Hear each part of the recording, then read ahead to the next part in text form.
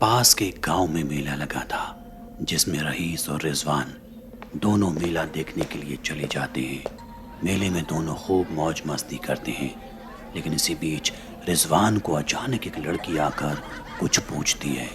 लेकिन जब रईस उससे पूछता है तो किससे बात कर रहा है, तो रिजवान बोलता है ये मोहतरमा कुछ पूछ रही हैं। जिसके बाद रईस बोलता है कहाँ है।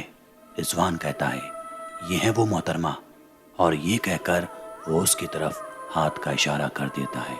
रईस कहता है पागल है क्या, तुझे हर जगह लड़की ही दिखाई दे रही है, भाई तू घर चल, लगता है तुझे अब नींद आने लगी है।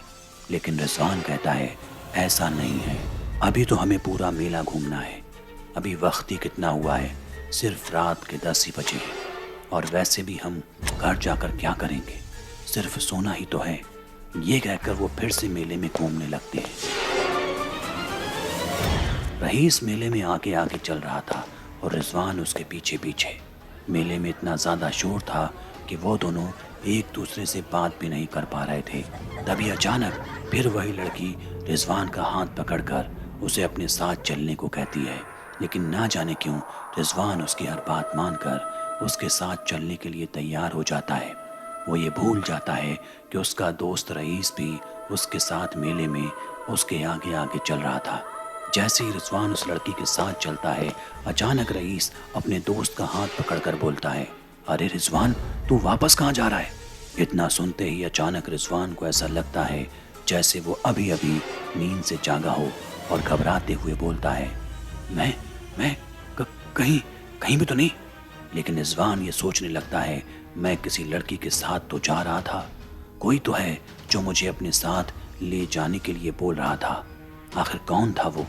ये बात रिजवान सोच ही रहा था, तभी रईस पूछता है क्या हुआ तुझे।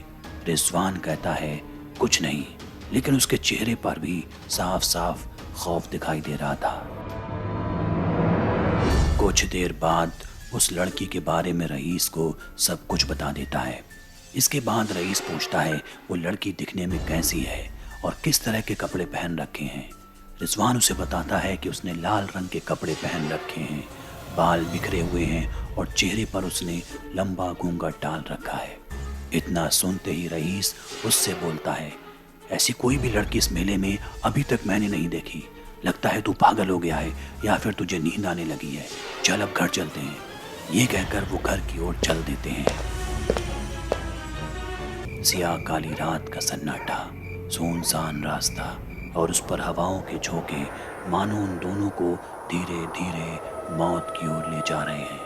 इसी बीच वो दोनों मेले से निकलकर अभी कुछ दूर ही चले थे कि अचानक किसी लड़की के रो रो कर चिल्लाने की आवाज़ आने लगी, जिसमें वो चिल्लाती हुई बोल रही थी मैं उसे जेल करा दूंगी, उसे आग लगाकर जिंदा जला दूंगी। ये बातें सुनकर रईस और रिजवान उस लड़की के पास जाने लगते हैं। धीरे धीरे वो उसके पास पहुंचते हैं। रईस उससे पूछता है क्या हुआ, इतनी रात में तुम यहाँ अकेले बैठकर क्यों रो रही हो। कुछ देर के लिए वो शांत रहती है, जिसके बाद रिजवान उससे पूछता है क्या हुआ बताओ, तुम क्यों रो रही हो। रिजवान की आवाज़ सुनकर वो वहाँ से उठकर बिना कुछ बोले फाइलों को छनछनाती हुई धीरे धीरे आगे बढ़ने लगती है। अब रईस उसके पीछे चलने के लिए बोलता है, तभी अचानक रिजवान की नज़र उसके कपड़ों और बिखरे हुए बालों पर पड़ती है, जिसे देखकर उसको मेले वाली लड़की याद आ जाती है। और अब रिजवान सोचने लगता है कि ये तो वही लड़की है जो मेले में मुझे अपने साथ ले जा रही थी। अब रिजवान के चेहरे पर खौफ साफ दिखाई देने लगा। अभी वो ये सब सोच रहा था और उधर इन सब से बेखबर रईस उसके पीछे पीछे जा रहा होता है। तभी अचानक एक बुजुर्ग रईस को आवाज़ देकर कब्रिस्तान में जाने से रोक लेता है। तभी अचानक वो लड़की भी कब्रिस्तान में रुककर रईस को अंदर बुलाती है, अंदर आ जाओ, जल्दी अंदर आ जाओ। लेकिन रईस को वो बुजुर्ग अंदर जाने से रोक लेते हैं और बोलते हैं अरे तुम्हें अंदर जाकर मरना है क्या, तुम क्यों अपनी मौत के मुंह में जा रहे हो। उनकी ये बात सुनकर रईस बोलता है वो कोई लड़की है जो अंदर गई है रोते हुए। तब वो बुजुर्ग जो बताते हैं उसे सुनकर रईस और रिजवान के पैरों तले जमीन निकल जाती है। वो बताते हैं कि ये कोई जिंदा लड़की नहीं है, बल्कि इसे अब से 5 साल पहले ही इसके पति ने जलाकर मार दिया था।